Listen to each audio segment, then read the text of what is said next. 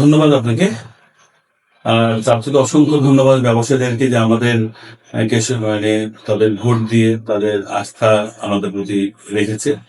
এটার জন্য তাদেরকে অসংখ্য ধন্যবাদ এবং আমাদেরকে কাজ করার সুযোগ করে দেওয়ার জন্য মানে আমাদের ব্যবসায়ী মহল এই অঞ্চলের ব্যবসায়ীদেরকে আমাদের মানে অসংখ্য শুভেচ্ছা ও মানে শ্রদ্ধা নিয়েই সবকিছু আমি বলছি। সেটা হচ্ছে যে আমাদের যেটা ইচ্ছা, আমাদের যে নির্বাচনী ইশতেহারে যে জিনিসটা আছে সেটা হচ্ছে যে আমাদের ব্যবসায়ীদের যেসব সমস্যাগুলো ছিল, সেসব সমস্যাগুলাই আমরা মানে মানে শেষ করার জন্য বা মানে কাজ করার জন্য আমরা এই মানে নির্বাচনে আমরা দাঁড়িয়েছিলাম। তো আলহামদুলিল্লাহ আপনারা আমাদের প্রতি আস্থা রেখেছেন। আমরা সেইজন্য আপনার যে ১ম যে আমাদের উদ্যোগটা হবে সেটা হলো যে নির্বাচনে যে আমাদের এই যে এই নিবন্ধন ফিটা যেটা নির্ধারণ করা হয়েছে সেটা অনেক বেশি বলেছে। প্রতিটা জায়গায় আমরা গেছি ব্যবসায়ীদের কাছে। তারা বলেছে নিবন্ধন ফি যেটা হয়েছে সেটা অনেক বেশি এই অঞ্চলের জন্য। সেটা আর আপনার হচ্ছে যে যেটা রিনিউয়াল করবে সেটাও অনেক বেশি। মানে সে মানে নতুন যেটা হয়েছে সেটা হলো ১৫,০০০ টাকা। আর রিনিউয়ালের জন্য করেছে ৫,০০০। এটা আমাদের এই অঞ্চলের জন্য আমাদের কাছেও মনে হয়েছে এটা যেন অনেক বেশি একটা মানে এই ব্যবসায়ী যে ধরনের আমাদের এখানকার যে ধরনের ব্যবসায়ী ঢাকা চিটাগাংয়ের সঙ্গে তুলনা করলে তো হবে না।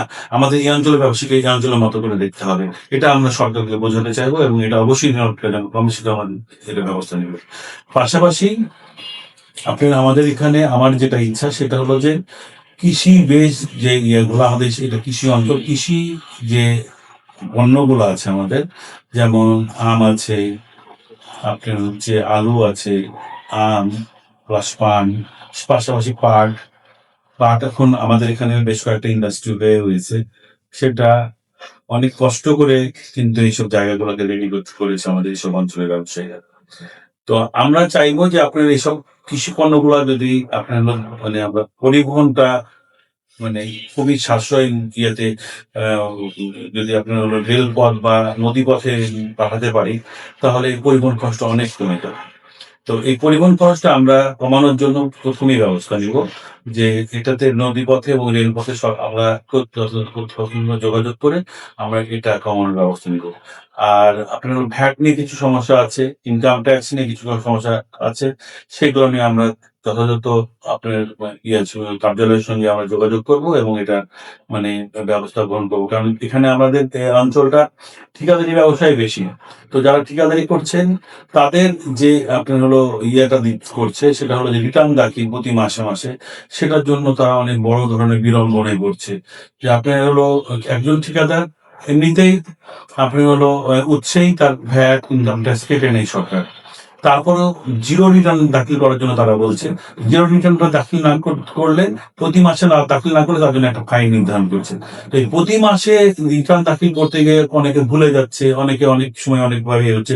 তো এটা এটা কেন হচ্ছে এটা একটু অ্যাকচুয়ালি আমরা আমরা মানে আমরা যোগাযোগ করব।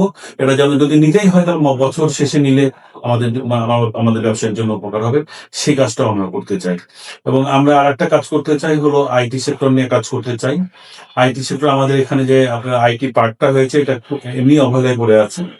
এই আইটি পার্কটাকে আমরা উজ্জীবিত করে আমাদের এখানকার যা মেধাবী স্টুডেন্ট আছে সেই মেধাবী স্টুডেন্টদের কাজে লাগে এখানে যেন আমরা ওয়ার্ল্ড ওয়াইড এই কাজটাকে করতে পারি এবং বৈদেশিক মুদ্রা আমরা যেন অর্জন করতে পারি, সেই কাজটাকে আমরা প্রাধান্য পেয়েছে।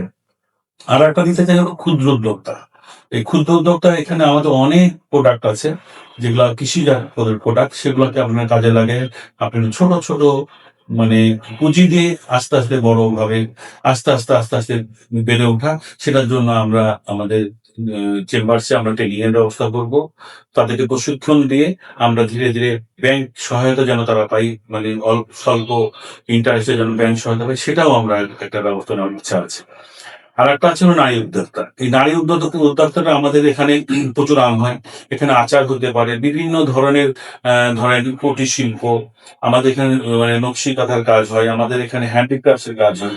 যারা এগুলো নিয়ে কাজ করছে তাদেরকে আর্থিক সহায়তা মানে প্রদান এবং স্বল্প ইয়েতে যেন এটা তারা পায়, সেটার জন্য আমরা ব্যাংক সেক্টরে প্লাস হচ্ছে সরকারি লেভেল কথা বলে এটাতে আমরা উদ্যোগ গ্রহণ করবো ইনশাল্লাহ।